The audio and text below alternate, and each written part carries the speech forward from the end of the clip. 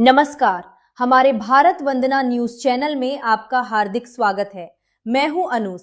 देखिए आज की प्रमुख खबरें। આણંદ જિલ્લાના ઓડ શહેરમાં આશીર્વાદવાડી મલાવ ભાગોળે પ્રજાપિતા બ્રહ્માકુમારી ઈશ્વરીય વિશ્વવિદ્યાલય ઓડ દ્વારા વિના મૂલ્યે ત્રિદિવસીય યોગ શિબિરનું આયોજન કરવામાં આવ્યું હતું। યોગાચાર્ય ભ્રાતા દુષ્યંતભાઈ મોદી તથા નયનાબેન મોદીએ 3 દિવસ હાજર સૌને ગીત સંગીત સાથે કસરત, આસન અને પ્રાણાયામ કરાવ્યા। બ્રહ્માકુમારી શ્રુપલબેને હાજર સૌનું સ્વાગત સન્માન કર્યું। દુષ્યંતભાઈ મોદી તથા નયનાબેન મોદીનું પણ રૂપલબેને શાબ્દિક સ્વાગત સન્માન કર્યું। આજે ત્રીજા દિવસે તારીખ 25 જૂન 26ના દિવસે કાર્યક્રમની શરૂઆત પ્રાર્થના ગીતથી કરવામાં આવી। ત્રીજા દિવસે આ શિબિરમાં મોટી સંખ્યામાં ભાઈઓ બહેનોએ હાજર રહીને આ શિબિરનો લાભ લીધો। મીનાબેન તથા માધવીબેન અને જયશ્રીબેને બ્રહ્માકુમારીઝ વિશે પોતાના વિચારો રજૂ કર્યા।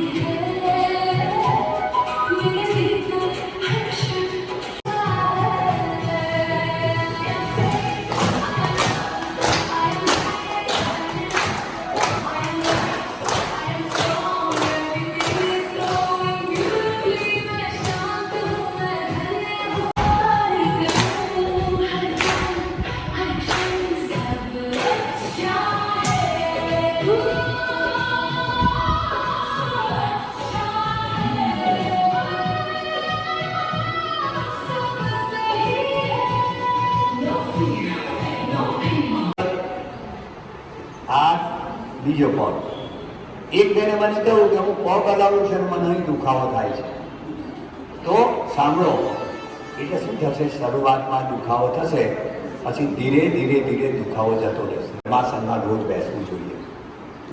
હવે મને મારી આ ઉંમરે પણ હું બતાવું છે, જુઓ તમે હું કેવી રીતે કરું છું।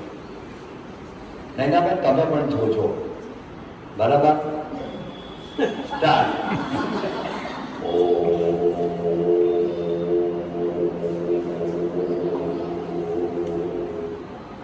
જતો રહ્યો પગ, બીજો પગ,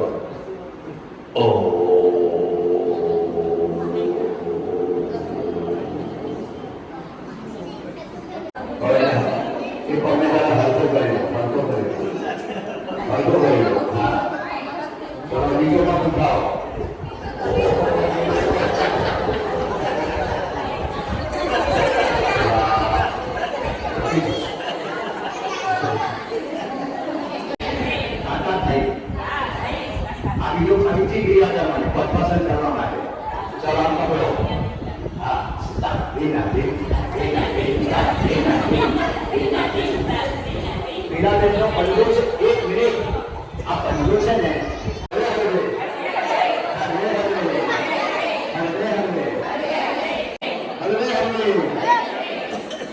एक शिबिर गया था, सामने एक शिबिर 4-5 जन इतनी जोटी अलग है।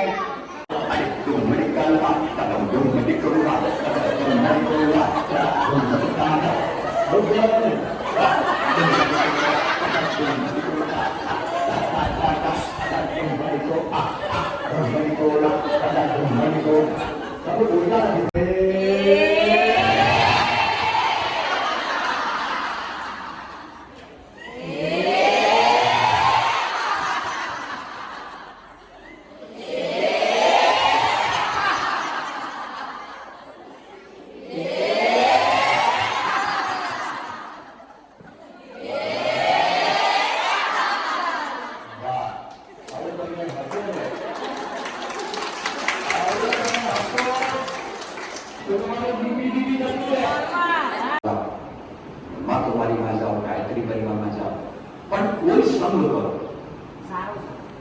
ગાય અને ગધેડાને હાથે બાંધે તો ગાય લાતો ના મારતા, ઊંચી ના કરે, પણ લાતો મારે। ખ્યાલ આવે છે? જીવનમાં સુખી થવા માટે સત્સંગ. બોલો, સત્સંગ બહુ જરૂરી છે. તો હવે તમને એક વાત કીધો બરાબર. ઓક્સિજનનું લેવલ ઓછું પડતું હોય તો આ ભસ્ત્રિકા પ્રાણાયામ કરો ને એટલે તમારા ફેફસામાં એકની કેપેસિટી વધી જાય અને જે અંદરનું નસ નાળીઓમાં જે કચરો છે એ બળવા માંડે, કફ છે એ છૂટો પડવા માંડે અને બધો જ કફ બળીને તમારા ફેફસા એકદમ ક્લિયર થઈ જાય અને તમારે બ્લડ સર્ક્યુલેશન બ્લડ શુદ્ધ થઈ જાય અને જેટલું લોહી શુદ્ધ હોય એટલું તમારી એનર્જી વધી જાય તમારા બોડીમાં. એટલે જે તમને થાક લાગે છે, કામ કરવાનું મન નથી થતું, સૂઈ રહેવાનું મન થાય છે, માના તમારા બ્લડનું શુદ્ધિકરણ નથી. નસ નાળીઓમાં બધો કચરો ભરેલો છે. પાંખો છે, આ પાંખો છે, આપણે ઉડવાનું છે, બરાબર? હવે શ્વાસ છોડતા જો પંખી પ્રાણાયામમાં હાથ બાજુ પર રહે, શ્વાસ છોડતા તમારે નીચે આવો અને શ્વાસ ભરતા ઉપર આવો, બરાબર? ચાલો.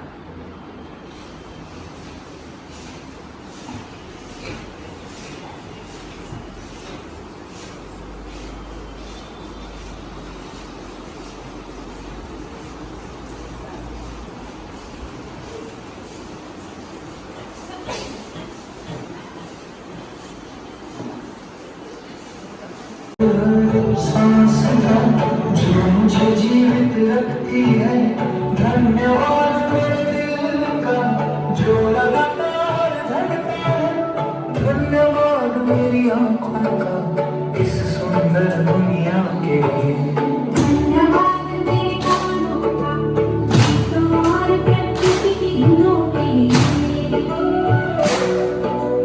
धन्यवाद मेरे हाथों का सेवा और प्रेम के लिए, धन्यवाद मेरे पैरों का आगे बढ़ाने के लिए, धन्यवाद मेरे मन का सोचने की शक्ति के लिए, धन्यवाद मेरे शरीर का हर पल साथ देने के लिए, धन्यवाद मेरी आत्मा का मार्ग दिखाने के लिए, धन्यवाद मेरी माँ का उनके प्रेम और ममता के लिए, धन्यवाद मेरे पिता का उनके त्याग और आशीर्वाद के लिए, धन्यवाद मेरे भाई मेरे बच्चों का उनकी मुस्कान के लिए, धन्यवाद दादा-दादी का उनके संस्कारों के लिए, धन्यवाद मेरे घर का उसकी महत्व सुरक्षा के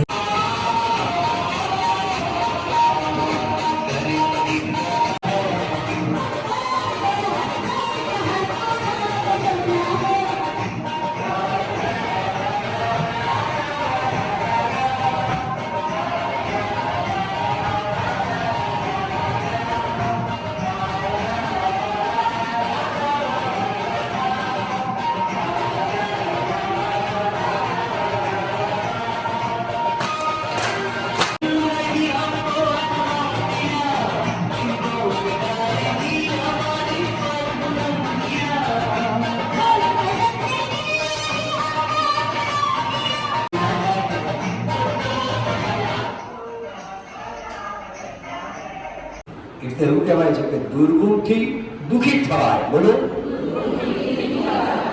અને સદગુણથી સુખિત થવાય.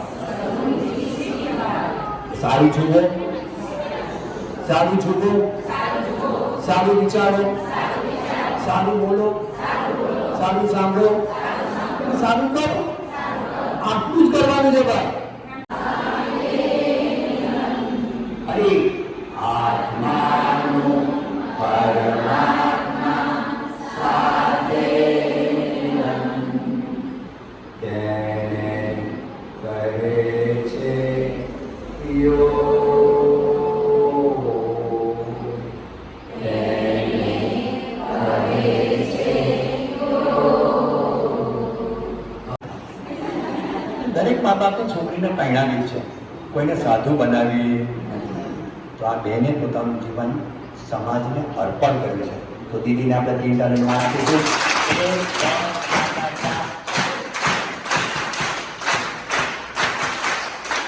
મારી દીકરી પણ દીદી સાથે હોસ્ટેલમાં હતી.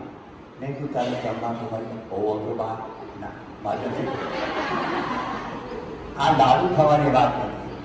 પણ આ બેન પોતાનું જીવન આપીને કેટલાના જીવન એમને બદલી નાખ્યું.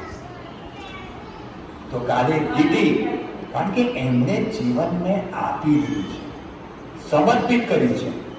હવે જેણે જીવન સમર્પિત કર્યું હોય એની અંદર કેટલી બધી ઉર્જા હોય, અને એ ઉર્જાની વાત કરે એ ખાલી તમને તથાસ્તુ કરે ને તમારું ભલું થશે, બધું થાય જ.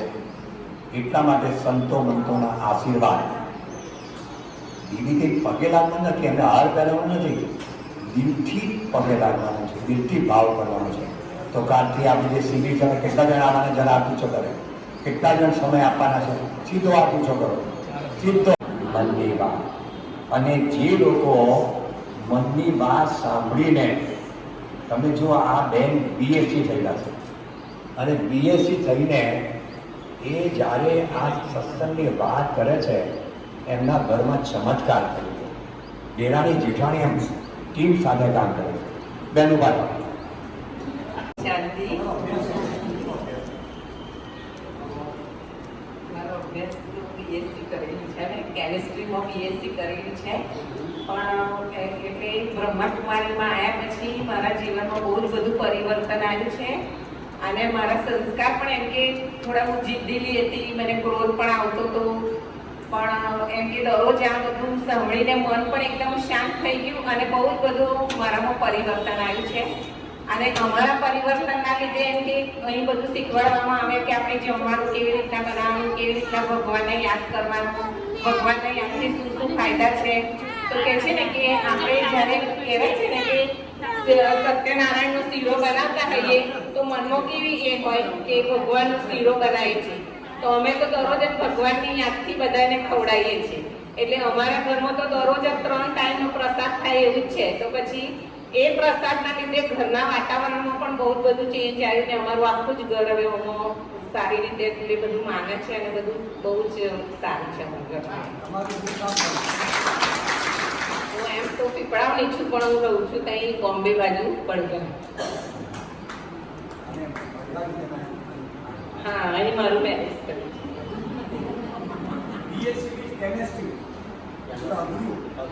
નિયમ કરવા જરૂરી જ નહીં, પણ હા તમારા મન ઉપર છે. પણ સાંભળવાનું એટલું સરસ છે કે આપણું આખું જીવન ચેન્જ થઈ જ જાય છે.